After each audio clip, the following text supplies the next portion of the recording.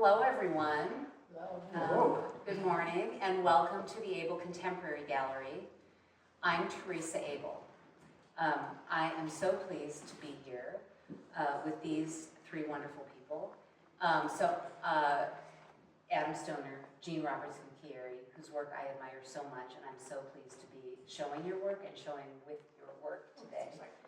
And then this is my friend, Lisa Cooper, who was so generous to spend the day with us, and she's going to moderate this talk. So first, I'm going to tell you a little bit about these three people, and then Lisa's going to take it away. So, Adam Stoner makes paintings, drawings, and video installations that visualize the intimate connections between architecture and our imagined interiors. How are we mutually inhabited by the very places we inhabit? If we build structures, do they also build us? Stoner received an MFA from the University of Wisconsin-Milwaukee's Peck School of the Arts. He is the recipient of a UWM's Chancellor's Graduate Student Award, a latent fellowship, and Williams College Gilbert W. Gabriel Prize in Theater. Originally trained in scenic design, Adam's research frequently explores the memory of space, the latent agency of materials, and the architectures, visible or invisible, which emerge from contact with the sacred. Influenced by the work of the Flemish Primitives, in the 15th and 16th century Northern Renaissance and German Expressionism, Jean Roberts-Guequierre delicately renders traditional oil paintings which explore contemporary themes, making art with humor, empathy, and a bawdy eye. Jean tells a wry tale of human connections and foibles. Educated at Kalamazoo College in Michigan, Guequierre has received several prestigious awards, including 2 Milwaukee County Emerging Artist Fellowships. She has exhibited in the Midwest, including solo exhibitions at the Madison, Wisconsin Academy Gallery, group exhibitions at the Milwaukee Art Museum and John Michael Kohler Art Center in Sheboygan. She is represented in the permanent collection of the Sioux City Art Museum and the Milwaukee Art Museum, as well as national and international private collections. And we are so pleased to have Lisa H. Cooper with us today. Cooper is a professor of English at the University of Wisconsin-Madison, where she specializes in literature and culture of late medieval England. Her scholarly investments lie particularly in the intertwined histories of labor, technology, science, material culture, and the practices of daily life from the 12th through the 15th centuries. So thanks for joining us all to dig deep into this medieval thing that we're all interested in.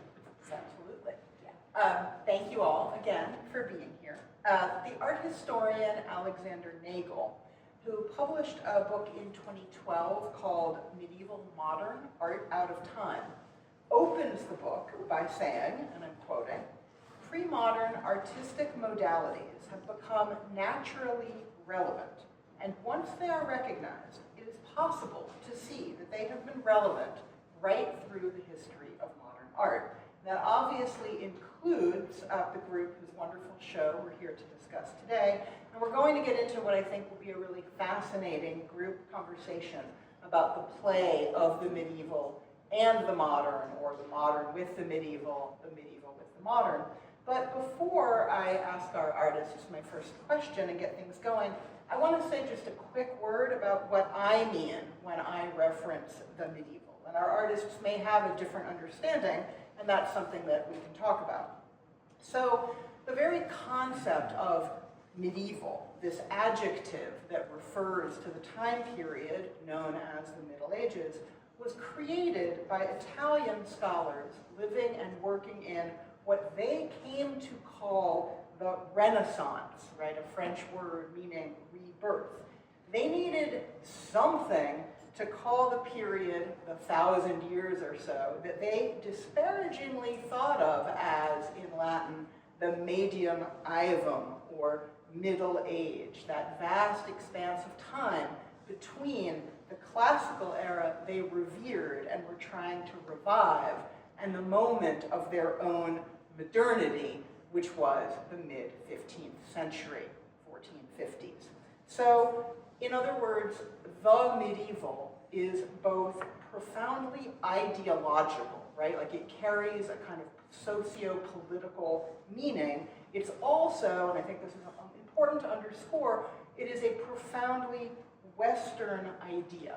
Though we do often talk about the global Middle Ages as a way to explain, to convey how actually interconnected peoples and cultures and commerce and artistic developments actually were with each other, from Western Europe to today's Russia, Greece, the Middle East, India, China, Northern Africa. It's not like these places had no connection with one another. In fact, they were very deeply connected through trade, through commerce, through, unfortunately, warfare, right? But the idea of the Middle Ages is a particularly Western idea. And in fact, there are scholarly debates about whether it is even appropriate to use the term medieval when we are referring to cultures outside of Europe. Is it appropriate to talk about medieval India or medieval China or medieval Africa, these countries whose cultures measure time in a very different way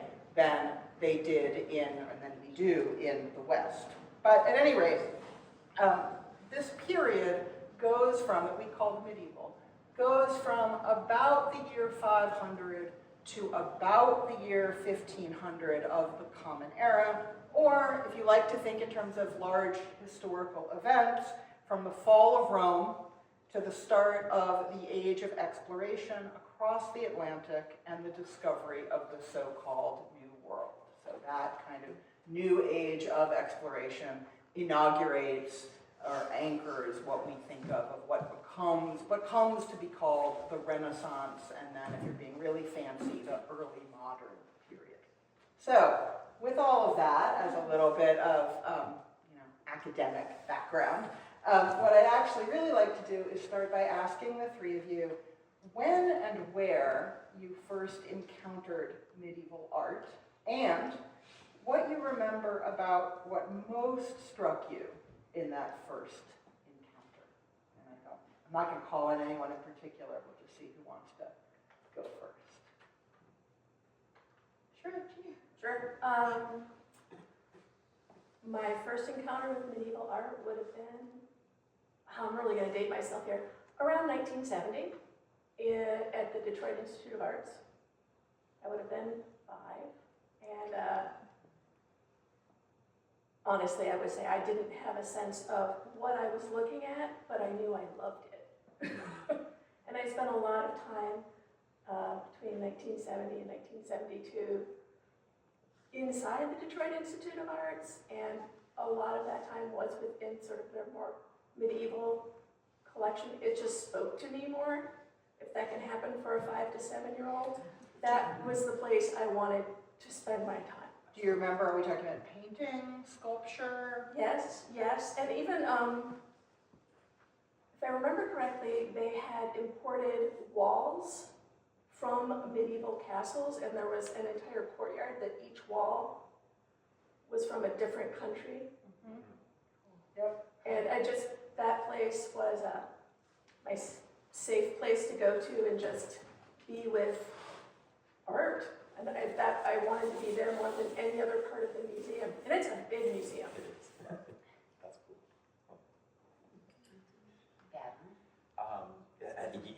I'm kind of puzzled. I don't know when my first encounter with Just in your medieval art. unconscious.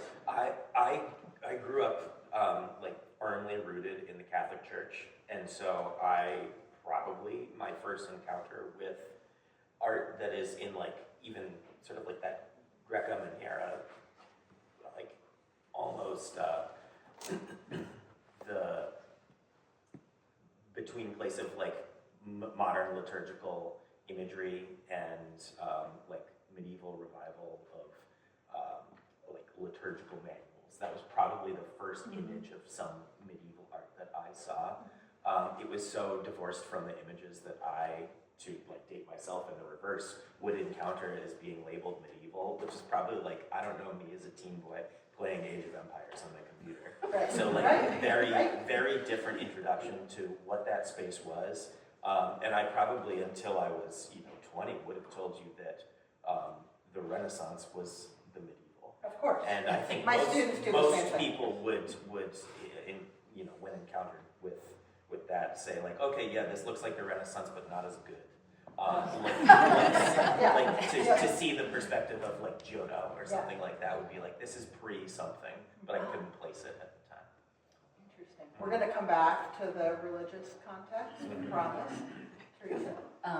Well, much like you, I was raised in a Catholic family, and it was very strict, and obviously the church in this little town in Wisconsin didn't have actual medieval artwork, but the liturgical art was referencing that, so that was probably the first time I was exposed to something aesthetically like that. But I think the real thing for me was when I studied abroad in college. I studied in Florence, and prior to that, what I really loved was sort of 19th and 20th century art, and I loved modernism, or I liked Francis Bacon or Alice Neal, and I thought I was going to be this very different kind of artist. And it really clicked for me when I went to Florence, and it wasn't just that I loved all the work there. The work of the Renaissance was beautiful, but didn't resonate with me the way that Simone Martini did, or Giotto, or all of this more medieval, clearly medieval work. Just hit me like a ton of bricks. And I was lucky enough to study with restorers for the Uffizi Museum in one of my classes. And I learned gilding and very traditional things there, which I then later implemented into my work. And I realized that I could use that as a device to tell the stories that I wanted to tell. Well, you've given me a perfect segue to the next question I was going to ask before coming back to the question about religion, right? So because, and again, another little mini history lesson. Sorry, peril of asking a professor to come talk to you guys. So for most of the Middle Ages, in fact, until about, again, the middle of the 15th century, painting was not considered a fine art, but rather a craft. And painters, like those who do the kind of work that we're here to look at today, would be lumped together in artisanal guilds with those who applied gilt to furniture, with cloth dyers, and so forth, right? If you were a painter, you were a craftsperson. I think we all probably have some vague understanding of, Leonardo da Vinci and Michelangelo kind of changing that mold and pushing forward an argument of the artist as being separate from these supposedly lesser craftspeople. And so they were all very skilled artisans. The three of you are very skilled artisans as well as artists. And so we're going to get back to content shortly, but I know you've all researched medieval painting techniques. And I'd really like to hear more, like picking up from what Theresa, what you were just saying, about what you've discovered, like to what extent, like actually recreating medieval technique or modeling what you do on medieval technique, like how that matters in your work and even how you achieve it, if you want to sort of get down and dirty about the materials that you use. That's a great question. No, Yeah. I'm an autodidact, so I've learned everything that I've done by reading. I didn't study painting with anybody. I read a lot of books and I made a lot of really bad paintings. I mean, that's how you learn, right? You read about a technique and you try it and you're like, well, that doesn't work for me. I tried sticking to the oldest versions I could find with guidance, including like the rabbit skin glue, but that smelled so bad. I just couldn't bring myself to use that anymore, so I had to, move to a few more modern base surfaces. But what I found, and I'm going to mispronounce it because once again, I've only read it, I don't hear people pronounce it. Is it Grisel? Grisel? Grisel. Grisel? Okay. That resonated with what I started with in my art journey, which is drawing. So I'm a mark maker. Grisaille Can you say a little bit about what grisaille is? Well, it's the you might not know. underpainting. That's how I would describe it. That is going to be tonal and is going to give you a full rendering of the image before color is added. It starts in grayscale. In grayscale, yeah. And then you can work up color in Right. these thin layers Through glazing. that create all that beautiful luminosity. Which I fell in love with the glazing part of it. It started to like really glow. And that was I think that was my big aha moment, that this is the direction I really needed to be going in. So, but at heart, I'm a mark maker, and so that technique resonated with me. So, particularly in some of the smaller, somewhat older paintings, you can see it's all very fine brushwork where I'm just building up layers before glazing color on top. So that's. There are moments in them where they look like egg tempera almost. I've heard that a lot. Cross hatching and very, very fine marks. But I jumped right to oil paint, and then I didn't go back to egg tempera, but that I do have a really similar technique. Interesting. My like early foray into painting was I didn't spend a lot of time painting, honestly, as like a child or a teenager or even in college. I did a lot more drawing, but I became very serious about it. So I have this other life where I work in scenic design for theater, and I do, therefore, a lot of scenic painting. So I moved to Milwaukee to take an apprenticeship in scenic painting at Skyline Music Theater with Carrie Dahl, who's a scenic charge there for quite a while. So my training in painting comes from, working on things that are 20 feet by 30 feet, where you're spending time, with strings possibly gridding out the floor. You're painting with a brush on the end of a bamboo stick, standing while you're doing it. You're stapling things to the floor. So like did someone also like try to teach me color theory and how to oil paint before that? Yes. Was I a great listener? Not really. I loved line contour drawing and like doing my own thing and ignoring people, which is about par for the course for an 18-year-old. But when it was my job, like I really took it very seriously and learned to paint in this large scale way, which if you're familiar with like fresco or large scale medieval and Renaissance painting, the process of cartooning, using pounce wheels and gridding things out at a 1 to 5 foot scale or working from miniature elevations, it was very similar. And the way that I produced paintings was always in service to creating an environment, to thinking about place. And I mean, ultimately it did transition into my studio work, which I just couldn't get enough of painting after that. But I kept the techniques of scenic painting as much as possible, many of which are like, there's a direct line to like craft guilds of like these processes that have been around for thousands of years. So I think when I was studying in Florence and I learned gilding and things like that, I mean, I had this idea, a very, sort of romantic idea before that I was going to be some painter in some big loft in New York or something, painting big brush strokes, and it just wasn't, I think you have to, eventually you become who you are, sort of. So I felt really comfortable actually within the more constrained when Lisa was talking about these ideas that it was a craft. And I actually read books like The Artist's Handbook or something, which are these old Chinini. Chinini, these books that talk about these medieval techniques.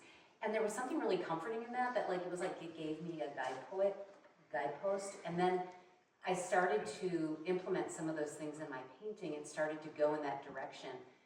I also will say that at that point I was working at a frame shop after I graduated, and I had some of my paintings there, and there was a gentleman who recognized the affinity with that work and Russian iconography, and he commissioned me for a number of years to paint duplicates of Russian icons, which it's really just like there's a handbook of icons, and the whole thing with painting Russian icons is the artist isn't supposed to be part of it. You're supposed to be, a channel through God or something to just recreate these things, which being a fallen away Catholic female was actually kind of a We're coming crazy back thing to that. to be doing.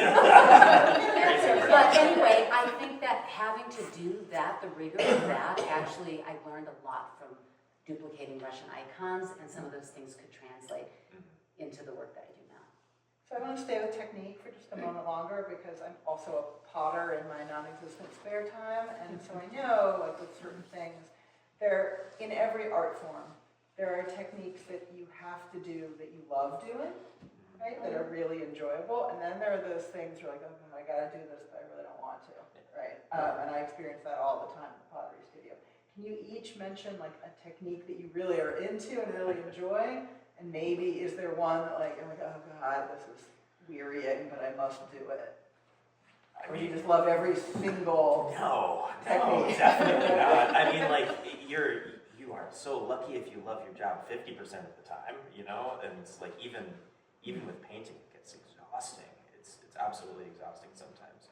But, you know, the ideation phase for me is always so rich. I mean, like, I don't go anywhere without a sketchbook. Like, it's just like constant churning, and it keeps me so happy. And then, you know, work starts on a larger thing, and it continues, and that passion absolutely fades. And I'm left with this list of chores and an order of operations that is just sometimes brutal. And like the learning through copying masterworks, like that trial by fire of being willing to endure the difficulty of being accurate and placing things with detail and precision can really take a toll on you. And I think there are many elements of a painting where I'll be like, I'm so out of gas and exhausted. But it only takes, you know, one moment of surprise to reawaken me. And then I'm back to loving it again. But yeah, it's just a lot of work. Yeah, I think people often don't appreciate the extent to which the detail of the kind of precise work all three of you do can take a real physical toll, right? Like fingers cramped on the brush, or peering at the tiny things, or, right? Jean, is there a part that you dread or a part that you love in the process? I love the sitting and looking phase. Sitting and like when you're done? No. Oh, like the No. standing back. We would call it the standing back, or I mean, I think there's a big part of the creative process that has nothing to do that anybody can see you doing. Like it's a lot of internal work, and I really enjoy going through that and sitting with it, because when I give myself enough time and enough time to be with a painting or with a drawing or whatever I'm working on, I start to discover the direction I want to go, but it takes time. It's not a rushed thing. And it's allowed me to, for instance, the painting over here, Seeing Bears Dancing, it allowed me time to completely rethink it after I started it on the panel it's on, which is unusual. Usually I have it pretty well laid out. I know what I want to do, and that one was not going well. And I took a lot of time not painting on it and just looking at it, and I feel like I really took it to an amazing point that I wouldn't have if I had just had it ready to go in my head. So that, you know, that phase of taking the time to sit with what I was doing is the thing I love most, and it's also the hardest thing. It's a brilliant painting, so It is. well worth the effort. And Theresa, of the three of you, I think you're the only one who uses regularly gilding. Yeah. Can you talk about that just a little bit? Because of course you have some paintings in the show that are using that. Right. Very old. Yeah. It was just something that I started using decades ago because I felt like it so clearly grounded the work, like winking to you, like to the viewer to say like, I am referencing this particular kind of work and referencing the sacred.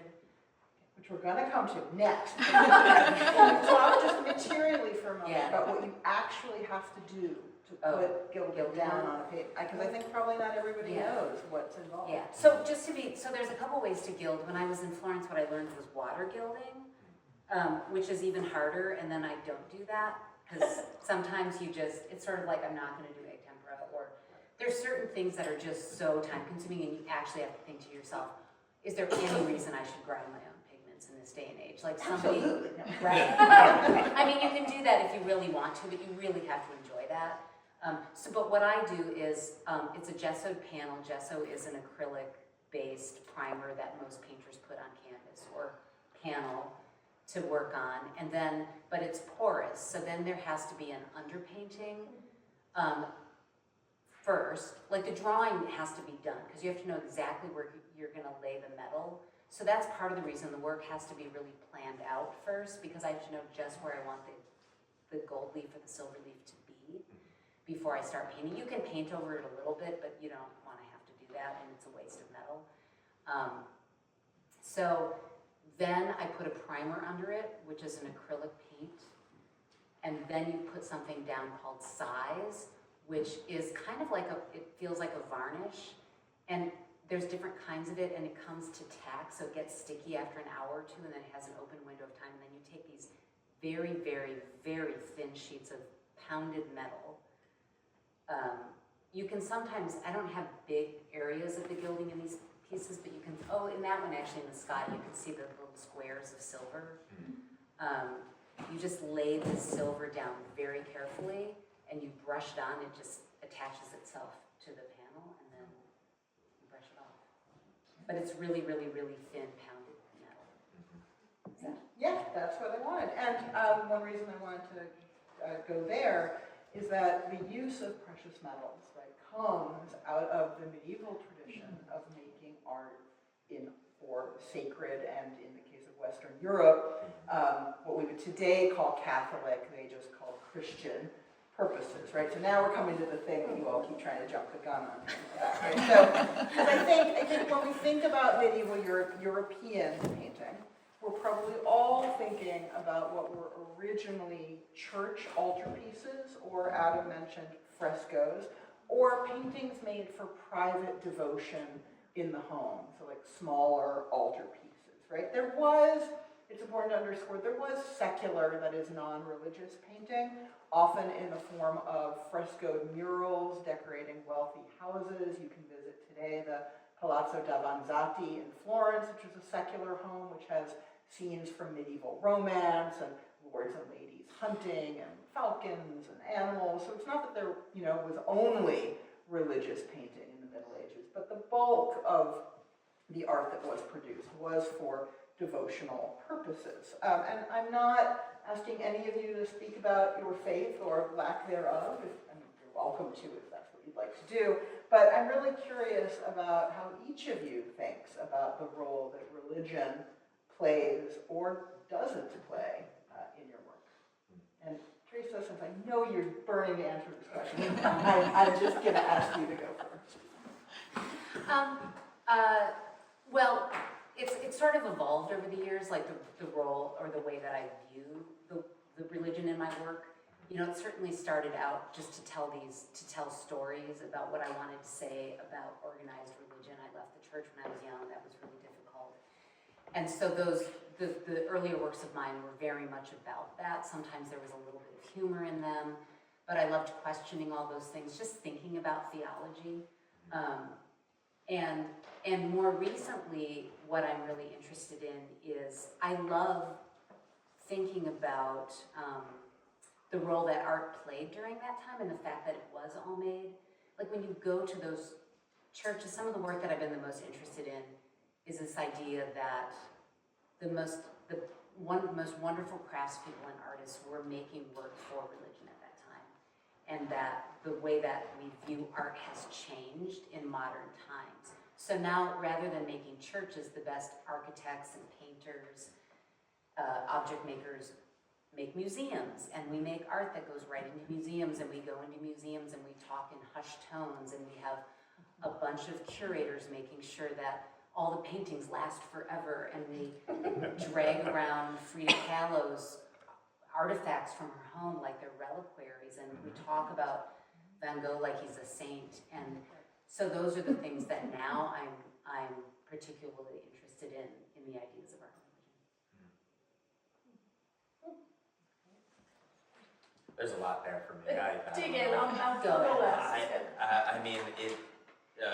It's certainly intertwined with my development as a human and as an artist. I when I was younger, did look at art making, or not necessarily art making actually, but just seeing the world. I mentioned a little bit about blind contour drawing before, but when I was very young, had a lot of interest in the difference between like seeing something and looking at something, seeing where like you don't want anything from it. It's not being used as a guidepost or a symbol for you to take an action. Like if you think of like a stop sign, there's a concrete meaning to it. It's an instruction, or you know, like someone's happy face, like we read their smile and we infer meaning, but rather like sitting with something and seeing it in detail was always this sort of spiritual experience for me. And either not looking at the drawing or throwing away the drawing at the end to prove to myself that I didn't want anything from the image. I just wanted the experience of seeing. And for me, that was connected with this asceticism and interest that I had in like monastic painting, the denial of self. It was this whole thing that I was really invested in. I mean, like I had a very narrow miss with being a Jesuit. So I, you know, writing spiritual autobiographies and having, you know, this very in-depth, I don't know, and open spiritual life and conversations with other people who had taken religious life like as their form of being in the world. I was just too in love with like the desire of art making, and for me, I looked down on myself for being so consumed by that desire of beautiful things and spaces that I could be mystified by, and it was like this romance that I just always had, that I, when I was younger, thought made me inadequate, and now that I'm older, I'm like, thank God I'm full of desire and full of I don't know, just this like interest in places and people and things. So yeah, it's all the Catholicism, and especially the I don't know, sort of monastic and ascetic ethos is buried in my work and in how I came to art making. And yeah, it's a lot to tease out, but yeah, it's certainly where I take a lot of inspiration from. Well, I mean, thank the Catholics for art, right? Right. So a lot of support there, for sure. A lot of other stuff too. Well, we're going to come back to content, but I mean, you can't not see three ladders in a painting and start going to all kinds of places if you know the Western Catholic image tradition. Yeah. But we'll come back to what's in the paintings and what's not in the paintings in a moment. Yeah. Jean? Yeah, can you repeat the question? Because I got so lost in this Sure. discussion. I just started Art in the West in the medieval period, most often made for religious purposes, devotional purposes, role that religion, thinking about religion, does or doesn't play for you in your work. All right. Well, like I said before, I started seeing medieval art at a very young age, but then had no contact with it probably up until end of my college years, really after that. I mean, a little bit when I studied in Germany, and I got to see amazing sculptures in churches and in, you know, the national museums, which blew my mind because I don't think at that point even thought very much about sculpture, but I can come back to that. It's something I had fun with. I wanted to be a German expressionist. I'm not. In my early 20s, I was making paintings and collaborating with someone else, and we did a series on the 7 deadly sins and also the Book of Hours. And that really opened the door for me, particularly the Book of Hours, looking at those personal psalters, looking at those images, and I was like, that, I understand that. I feel resonance with those images. And that, I think, is what really opened the door to me having a spiritual experience with medieval art, because that, despite the larger scale religious objects, that personal sense was really what brought me in.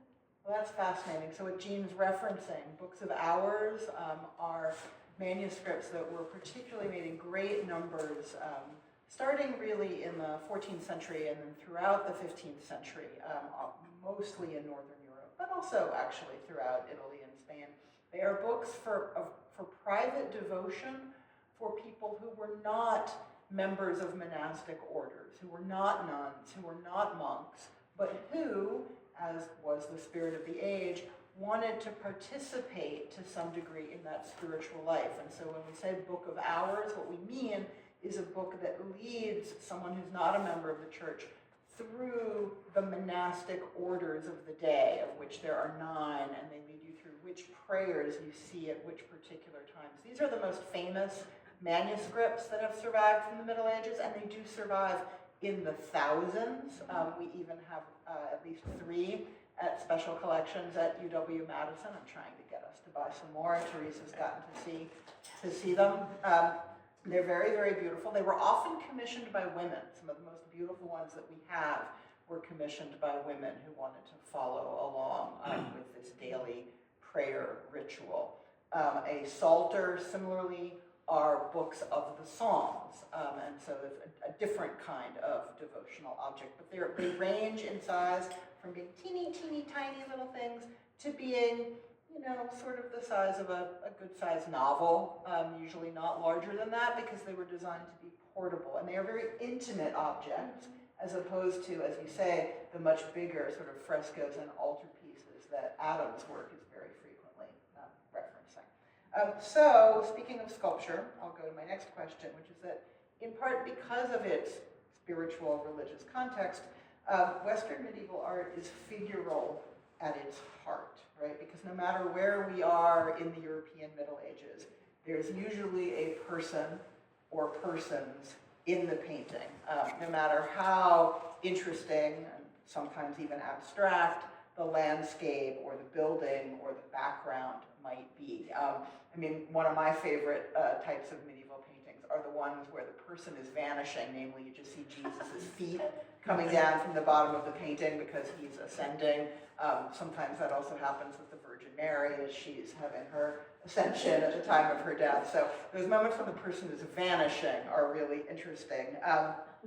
There's also in the 15th century a phenomenon known as the Arma Christi, Latin for the instruments or weapons of Christ, where you do often see images of all of the instruments used to crucify Christ that in the thinking of the time become the weapons with which Christ vanquishes evil, vanquishes death. And in those paintings, you have images of objects, but usually not a person. However, they're all referencing the person or the body they were used to injure, right? And so I'd like to hear each of you talk about the way that you use the figure in your work, or in Adam's case, interestingly, often choosing not to use the figure, though you're clearly coming back to that in some of this most recent work, because you all really use the figure in very different and I think really fascinating ways.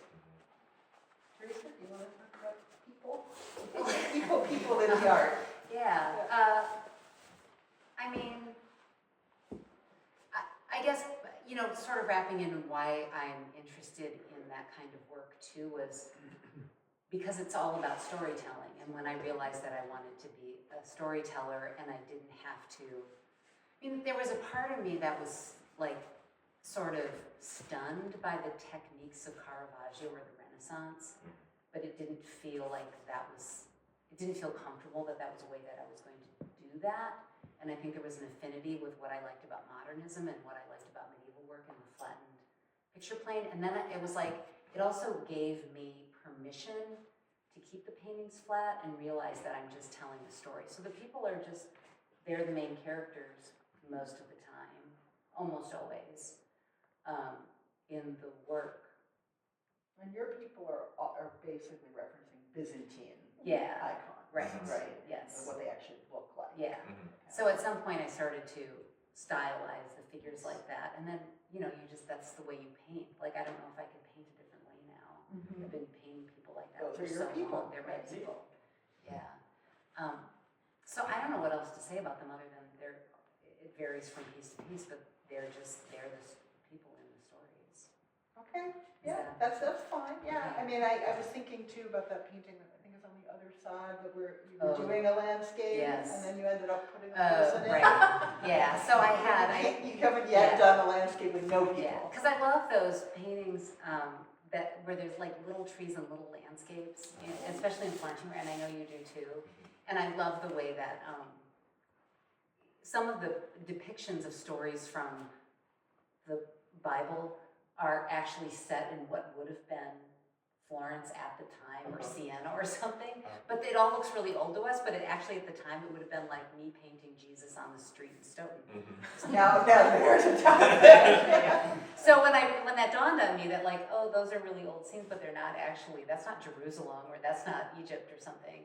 I love that. And then they paint all these funny little stylized trees, so I've been co-opting these little trees. And so that painting around the corner, which was the first one I did in this series, I just thought, I'm just gonna paint a whole landscape. But then at some point I couldn't stop myself. And there's a little figure in it, because it just, Anchoring. Yeah.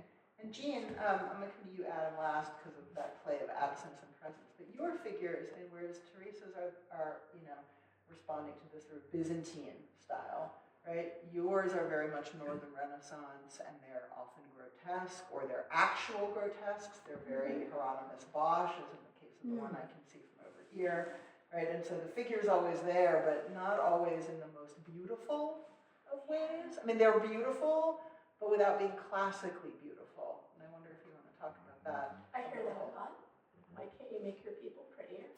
Oh, don't you? No, I've heard a lot about, your people aren't attractive, nobody would want that on their wall. And I'm like, well, You're wrong. that's too bad, because I don't see myself changing. The Northern Renaissance is very obviously a big Your home influence, territory. yeah. But before that was Giotto.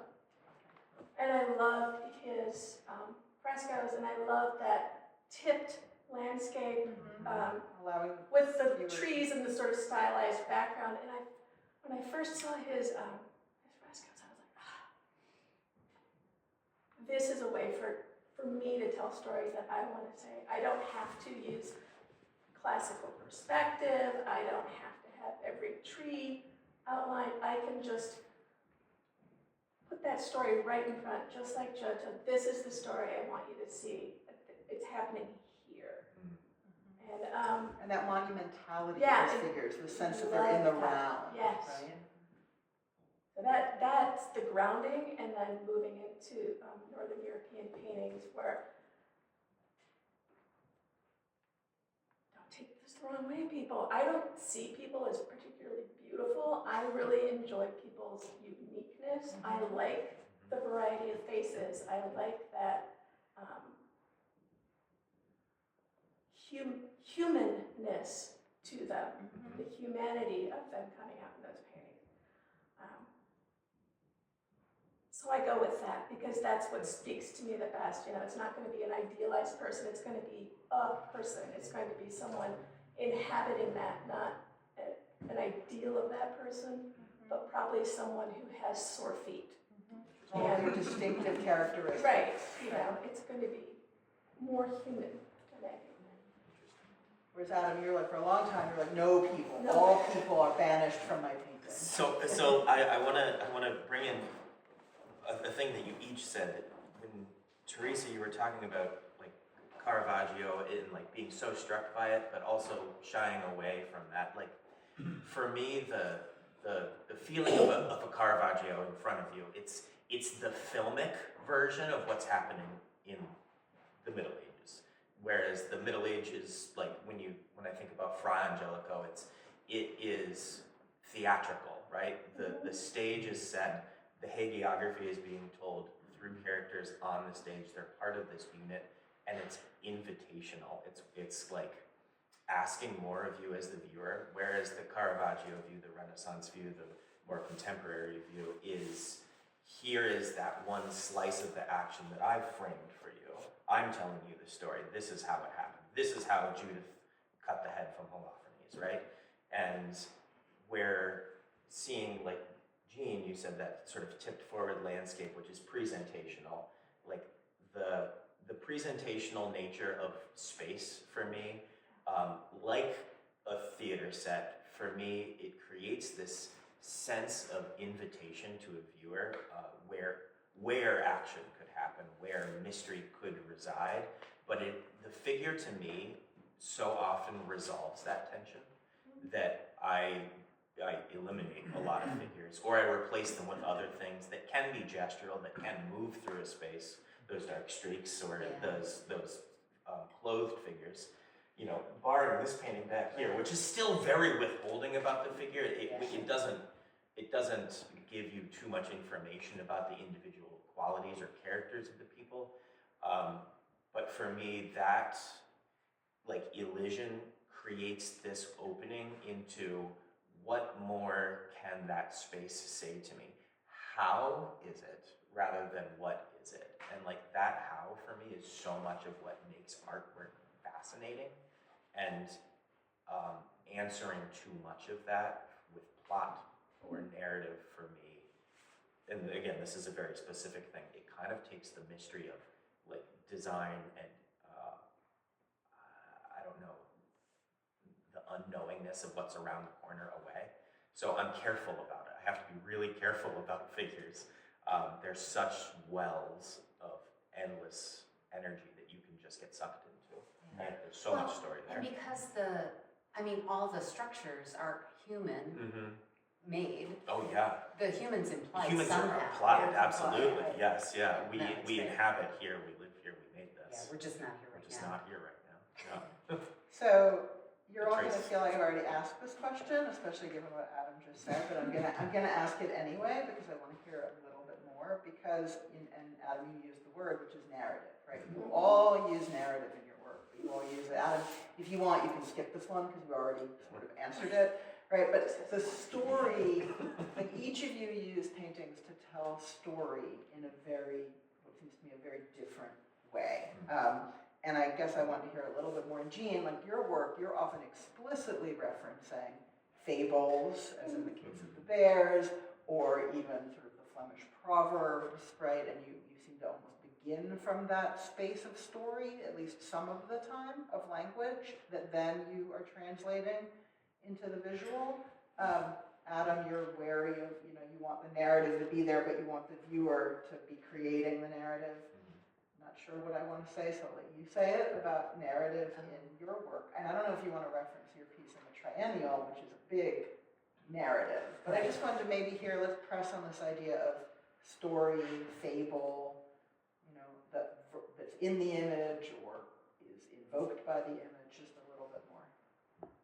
I think it's the universality of story that I really wanted to point at, particularly because I do go back and, like you said, I borrow titles or parables or proverbs from other paintings, and like I want to take that and make a new story with it. One that is really contemporary, but also completely connected to earlier times, because I don't see a lot of difference between us and the medieval ages, except for maybe up until this point, vaccines, plumbing and heating, which were like the big things in my mind. We are those people, and those stories still very much apply in this time. I just don't feel there's a lot of separation between us, but that isn't what we're taught. We're taught that, those people were ignorant, it was the Dark Ages, they did not know things. Makes academics get very itchy. Yeah. And I've spent so much time with that imagery and with the stories they were portraying, and living a contemporary life and thinking, I don't feel that separate from what they're portraying. I just want to bring it forward and say it in this time. And I'm very comfortable borrowing images and narratives to make my new statements. I will say that when I started making art in college, I was told, the figure is dead, narrative is dead, everything is abstract, and it was very hard to fight through that, to give myself permission to pursue what I wanted. So it was really wonderful to have historical knowledge to go to and draw from when I couldn't get it from my contemporaries. That's a great point. Do you guys want to say anything more about story or narrative? I had a similar experience in my education as well, where I was told the phrase that was said to me was, she's still painting the figure. Like I had missed out on something really obvious that had happened, and what was I doing? I was in a horse and carriage instead of a car or something. It was weird. So I felt, there was a lot of sort of having to push through that. I mean, for me, I think it's a mix of things. I want, the figures are so stylized in mine, and in that way, because they're not personal, that I can obviously look at your work and feel a part of it as well, but hopefully then they can be reflected, they can be anybody. They could be you could see yourself in that story. Sometimes there's an underlying, like I might be referenced, like if you really want to get wonky about it, and if you're someone like Lisa or one of these two, you might say, oh, she's referencing Giotto's, like the meeting of blah, blah, blah, from this painting. But it also tells a very personal story, but then hopefully something also that's universal. So I try to keep them a little open-ended like that.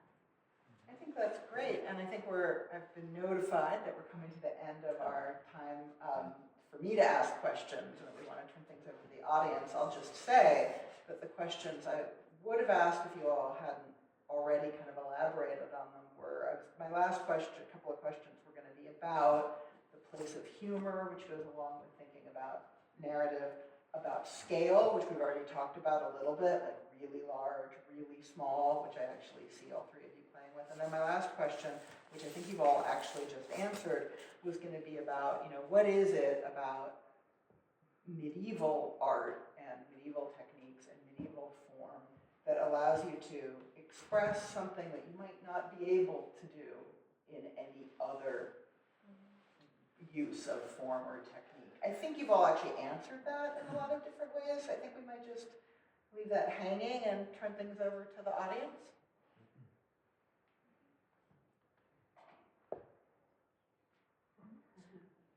Sure. Please. I've got one that kind of burning, because you all sort of touched on reconciling who or what you wanted to be with who you are. and how that has kind of played a role in your work and settling sort of finally into this style. And maybe earlier on, how you struggled or battled with that, and maybe what was a turning point in and how reconciling with who you are and allowing that to come through in your work has furthered you. Gosh, that's tough. Glad that's not for me. Yeah. I'll say that. I Good. feel like, Great question. yeah, it's a great question. I just started to do it, and then shortly after college, I was working at a frame shop, and I met one of my best friends in the world, Kelly Hopman, who's a wonderful painter, and she was painting the figure, and then I met other people. That was part of it. I think meeting other artists who were also painting figurative work helped encourage me that, no, you're not a dinosaur or a weirdo, or, I think having, like-minded people who were interested in narrative and figurative painting was helpful. I just feel like I'm still very much in the weeds about what, who I am and what I'm doing. I am so, I'm in love with the excavation site that I've built for myself, and I don't know where the work is always going, but I am just deeply invested in the production of it and the search for it. I'm also a parent of really young children right now, and my job is full-time care and paint in the evenings and teach in the evenings. And so as I settle into this life that I have now, which is married happily for 10 years with kids and living the life of an artist, sometimes just feeling like I absolutely come up short on everything, and other times feeling like I'm so lucky that I get to be a person in the world who is present and observant and can be witness to things that are full of beauty. I don't know if if I've turned any corners though, sort of spiritually. Maybe I could have been that Jesuit. There's time. There's time. Yeah, I don't know. That was beautifully put. The construction site is a good place to be, so. It is a good place to be. It's very lively. So my impression is when you go in deeper into graduate school and you're studying under particular instructors, you take on their style and then you move through it and become yourself. I didn't have that, so I spent a lot of time asking who I am and where I fit, and once again, hearing, the figure is dead, you're pursuing a wrong path, nobody wants this. And you're trying to find your own path within that and not having those words come into your ears all the time and just giving yourself permission to continue to seek. I'm still on that path. I'm still exploring it. I still have permission to go from, I think I've been making small paintings for about 30 years, and for the first time I'm making bigger paintings again. It just never stops. Was there a turning point for you? Because you had mentioned how you wanted to be a German expressionist at one point, and what clicked for you when you were like, I don't need to be that, and I'm something else? It would circle back to, once again, not having been classically trained, and most of the German expressionists were. They did have. They had a thing to break away from. They had a thing to break away from. I didn't have any grounding except whatever I gave myself, so it took a while to, if you're not rebelling against something, which is not what I'm talking about here, but trying to find your own pathway without having a structure somebody already imposed on you, you have to find the structure that works for you. I think there's another question up here in the front. Just, how do you know it's done? And how do you feel? Well, that was a lot harder early on, not knowing when something was done. Now I just, I'm like, oh yeah, nailed it. Yeah. There's just a moment where you're like, oh, it's exactly where I want it to be.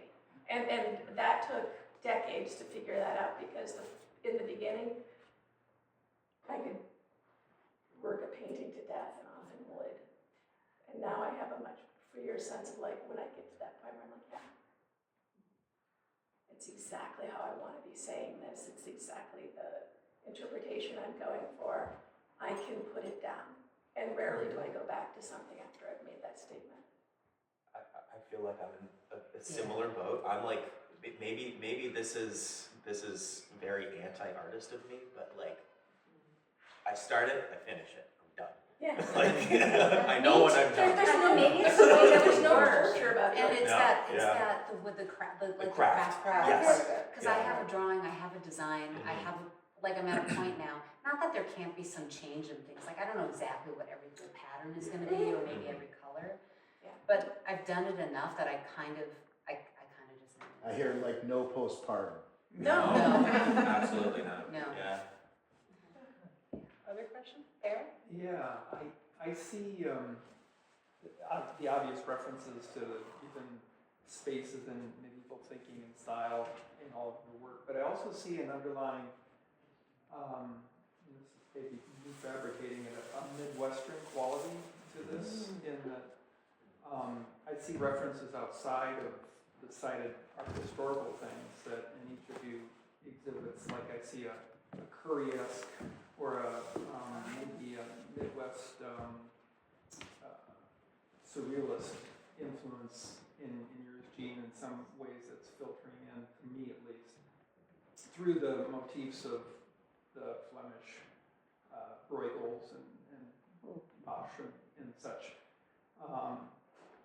And in Adam, your pieces, I mean, they reference to me to Chirico a little bit, and also some film references. I don't know if you've seen The Abyss or the Miyazaki movies. That I get a lot of feel for that, but I also see Milwaukee so strongly.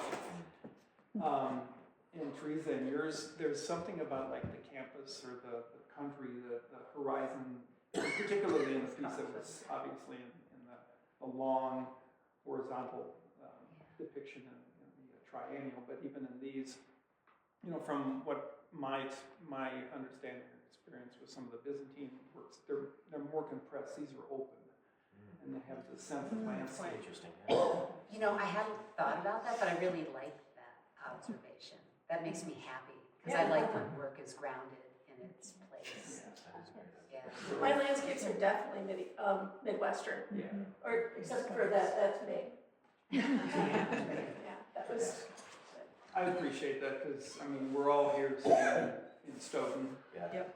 and the art world exists all over the world. It's Yeah. not just in New York, Yeah. or it's not just in LA, or it's not just in any other major city you could see. And the longer I live here, the more I appreciate the artists that make a life outside of those centers, and even if their little Venn diagram overlaps with them in those major art centers, they're living a life and experiencing creativity here. Yeah. Well said. Kelly, you had a question out there, right? Yes. Yeah, my question is, do you ever realize that your narrative has taken a turn by the time you get to the end? Like you start and you're kind of thinking it's one thing, and then you get to the end and you think, oh, I was thinking about that and I didn't even know I was thinking about that. Or is it like, does the narrative reveal itself ever, or is it always pretty clear? I'll answer right away, Yeah. because in this series especially, before this, I had done this really, really long, time-consuming piece that was a commission, which I love, but it had a very strict, very outlined narrative, and with these I wanted myself to play a little bit more. So I had some ideas visually kind of pop into my head, and normally what I would do in my studio is do drawings and figure it all out and feel like I had a really strong idea, exactly what it was about, and didn't allow myself to move forward with beyond sketches until I had it all mapped out. And in this time, I kind of started a whole bunch of these at the same time without knowing exactly what the narrative was, and it told itself to me as I moved forward. It was like giving myself freedom to not edit myself. I don't know about you two. Well, working with the bigger paintings, I had a sketch, and sometimes that sketch was very minimal. It would be like, I think this is the way I'm going on this. So every painting evolved in a way that I didn't really know where I was going when I started it. And some paintings show it more than others, probably that one the most, where I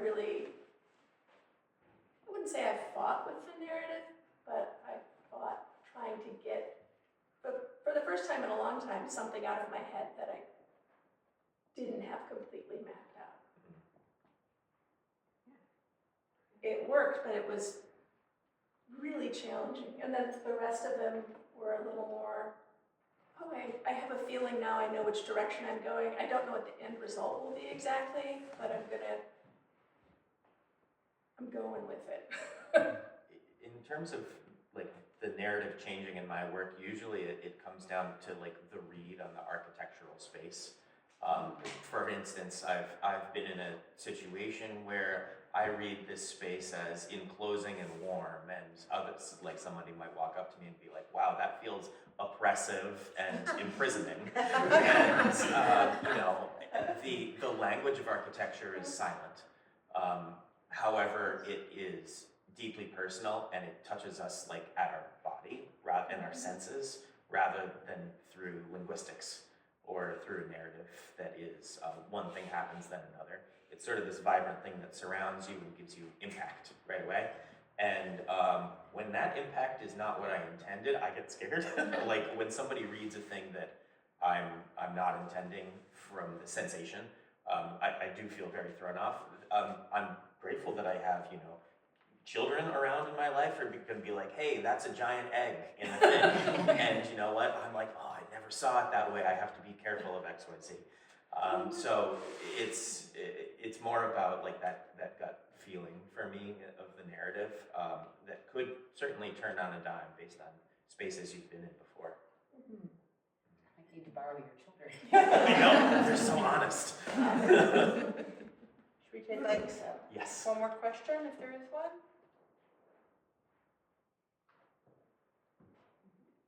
Looks like we might be done. All right. Thank you all. Thank you. Yeah, Thank thank you. you.